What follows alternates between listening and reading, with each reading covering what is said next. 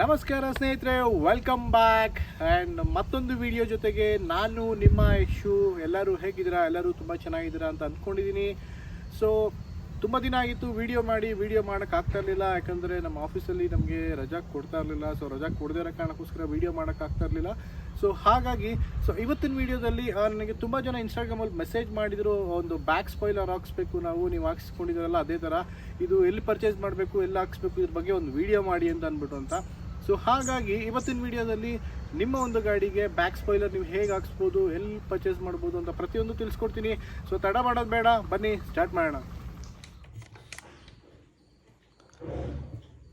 ನೋಡಿ, ಇದೇ ಒಂದು ಸ್ಪಾಯ್ಲರು ನಮ್ಮ ಒಂದು ಮಾರುತಿ 800 ಗಾಡಿಗೆ ನಾವು ಹಾಕ್ಸಿರೋದು. ಸೊ ಈ ಒಂದು ಸ್ಪಾಯ್ಲರಿನ ಬೆಲೆ 2 ರಿಂದ 2.5 ಸಾವಿರ ಆಗುತ್ತೆ. ಸೊ ಈ ಸ್ಪಾಯ್ಲರ್ ಲಿಂಕು ನಾನು ನಿಮಗೆ ಡಿಸ್ಕ್ರಿಪ್ಷನಲ್ಲಿ ಹಾಕಿರ್ತೀನಿ. ಸೊ ನೀವು ಅಲ್ಲಿ ಹೋಗಿ ಪರ್ಚೇಸ್ ಮಾಡ್ಬೋದು. ಸೊ ಈ ಸ್ಪಾಯ್ಲರ್ ಅಂತೂ ತುಂಬ ಬ್ಯೂಟಿಫುಲ್ ಆಗಿದೆ. ಸೊ ಶೋರೂಮಿಂದ ನಿಮ್ಮ ಗಾಡಿಗೆ ಫಿಟ್ ಮಾಡಿದ್ರೆ ಹೇಗೆ ಬರುತ್ತೆ, ಸೊ ಅದೇ ಥರ ಒಂದು ಫಿನಿಶಿಂಗ್ ಬರುತ್ತೆ. ಆದರೆ ಶೋರೂಮಲ್ಲಿ ಯಾವುದೇ ಥರವಾದ ಸ್ಪಾಯ್ಲರ್ ಕೊಡೋದಿಲ್ಲ. ಬಟ್ ಇದು ತುಂಬ ಆ್ಯಕ್ಟ್ ಕಾಣಲ್ಲ. ಸೊ ಇದರಲ್ಲಿ ಬೇರೆ ಬೇರೆ ಸ್ಪಾಯ್ಲರ್ಸ್ ಬರುತ್ತೆ, ಅದೆಲ್ಲ ಹಾಕಿಸ್ಕೊತಾರೆ, ಅದೆಲ್ಲ ಒಂದು ಸ್ವಲ್ಪ ತುಂಬ ಆ್ಯಕ್ಟ್ ಕಾಣುತ್ತೆ, ಗಾಡಿ ಲಕ್ಷಣನೇ ಹೊಟ್ಟೋಗುತ್ತೆ. ಸೊ ಈ ಒಂದು ಸ್ಪಾಯ್ಲರ್ ತುಂಬ ಬ್ಯೂಟಿಫುಲ್ಲಾಗಿ ಕಾಣುತ್ತೆ. ಈ ಸ್ಪಾಯ್ಲರ್ ನೀವು ತೊಗೊಂಡಾಗ ಇದರದ್ದು 2 ಸ್ಕ್ರೂ ಕೊಡ್ತಾರೆ. ಸೊ ಈ ಸ್ಕ್ರೂಲಿ ನೀವು ನಿಮ್ಮ ಒಂದು ಡಿಕ್ಕಿಗೆ 2 ಹೋಲ್ ಮಾಡಬೇಕಾಗುತ್ತೆ. ಸೊ 2 ಹೋಲ್ ಮಾಡಿದ್ರೆ ಟೈಟಾಗಿ ಬರುತ್ತೆ. ಸೊ ನಾನು ಸಜೆಸ್ಟ್ ಮಾಡೋದು ನಿಮಗೆ ಹೋಲ್ ಮಾಡೋಕ್ಕೆ ಹೋಗಬೇಡಿ. ನೀವು ಗ್ಲಾಸ್ ಹಾಕ್ಸ್ಬೇಕಾದ್ರೆ ಒಂದು ಗಮ್ ಬರುತ್ತಲ್ಲ ಅಂಟ್ಸೋಕ್ಕೆ, ಆ ಗಮ್ ಹಾಕ್ಬಿಟ್ಟು ಟೈಟಾಗಿ ಕೂರಿಸಿದ್ರೆ ಕೂರುತ್ತೆ ಈ ಸ್ಪಾಯ್ಲರು. ಸೊ ಅಷ್ಟೊಂದೇನು ವೆಯ್ಟ್ ಇಲ್ಲ, ಆಲ್ಮೋಸ್ಟ್ ನಿಮಗೆ ಒಂದು 400 ರಿಂದ 450 ಗ್ರಾಮ್ ಬರ್ಬೋದು ಇದು.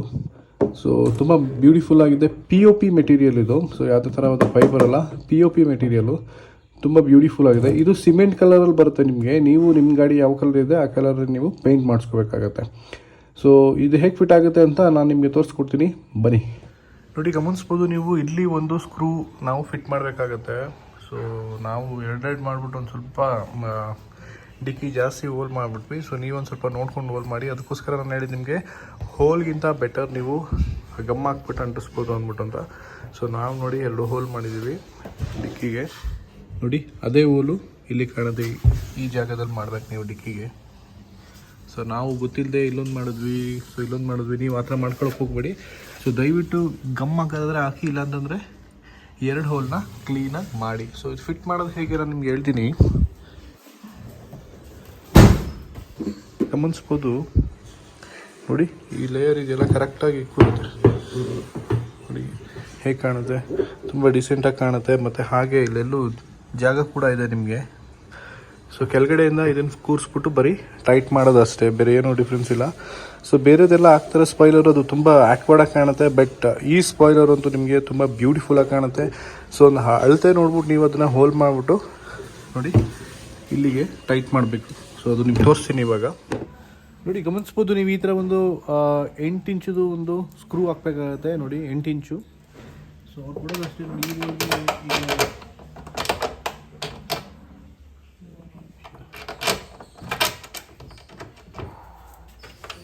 ನೋಡಿ ಗಮನಿಸ್ಬೋದು. ಸೊ ಈ ಒಂದು ಸ್ಕ್ರೂ ಇಲ್ಲಿಗೆ ಬಂದು ಕೂರುತ್ತೆ. ಸೊ ನಾವು ಅದನ್ನು ಜಸ್ಟು ಟೈಟ್ ಮಾಡಬೇಕಷ್ಟೆ.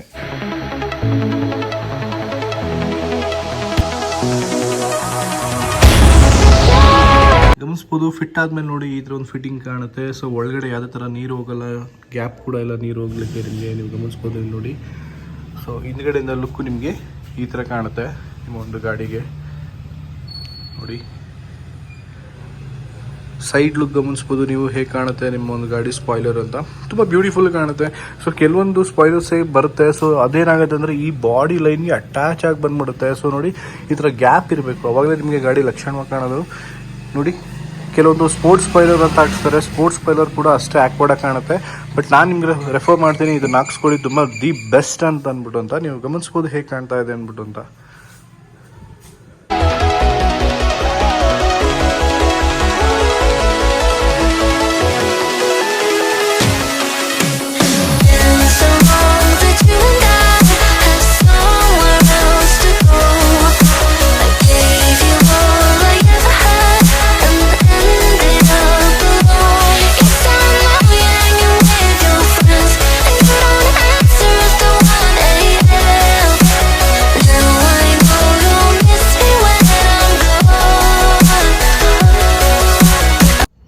ನೋಡಿದ್ರಲ್ಲ ಸ್ನೇಹಿತರೆ, ನಿಮ್ಮ ಒಂದು ಮಾರುತಿ 800 ಗಾಡಿಗೆ ನೀವು ಹೇಗೆ ಒಂದು ಬ್ಯಾಕ್ ಸ್ಪಾಯ್ಲರ್ನ ಹಾಕ್ಸ್ಕೋಬೋದು ಅಂದ್ಬಿಟ್ಟು ಅಂತ.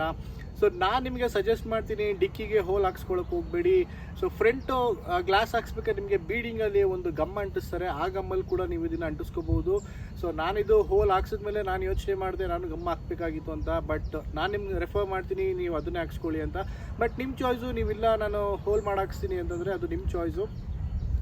ಸೊ ಈ ವಿಡಿಯೋ ನಿಮ್ಗೆ ಇಷ್ಟ ಆಯಿತು ಅನ್ಕೋತೀನಿ. ಇಷ್ಟ ಆಗಿದ್ರೆ ದಯವಿಟ್ಟು ಶೇರ್ ಮಾಡಿ, ಲೈಕ್ ಮಾಡಿ ಆ್ಯಂಡ್ ಹೀಗೆ ಸಪೋರ್ಟ್ ಮಾಡ್ತಾ ಇರಿ. ಸೊ ನಿಮ್ಗೆ ಈ ವಿಡಿಯೋದಲ್ಲಿ ಏನೋ ಡೌಟ್ ಇತ್ತು ಅಂತಂದರೆ ಇನ್ಸ್ಟಾಗ್ರಾಮಲ್ಲಿ ಮೆಸೇಜ್ ಮಾಡಿ, ಖಂಡಿತವಾಗಿಯೂ ರಿಪ್ಲೈ ಮಾಡ್ತೀನಿ. ಸೊ ಇಲ್ಲಿವರೆಗೂ ನನ್ನ ಚಾನಲ್ಗೆ ಯಾರು ಸಬ್ಸ್ಕ್ರೈಬ್ ಆಗಿಲ್ಲ ಅಂದರೆ ದಯವಿಟ್ಟು ಸಬ್ಸ್ಕ್ರೈಬ್ ಆಗಿ, ಬೆಲ್ ಐಕನ್ನ ಮರೀದೆ ಪ್ರೆಸ್ ಮಾಡಿ.